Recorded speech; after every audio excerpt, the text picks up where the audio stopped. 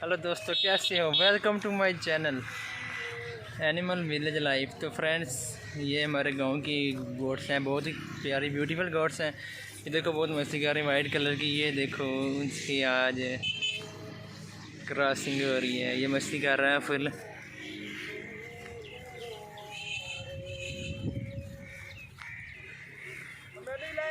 ये इसकी छोटी सी बकरी है।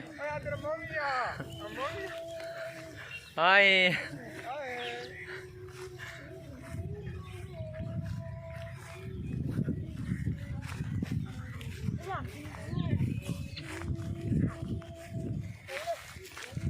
यार ये बच्चा सुबह से गोट चरा रहा है, तो यार इसके लिए लाइक तो बनता है यार।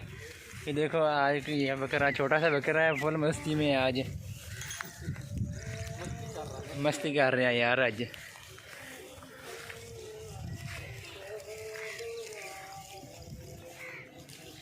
ये भैंस है भैंस।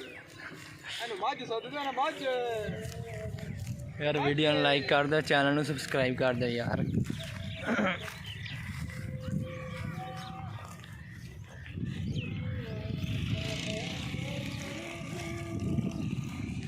ਆ ਸਾਡੇ ਪਿੰਡ ਦੀ ਲਾਈਫ ਹੈ यार।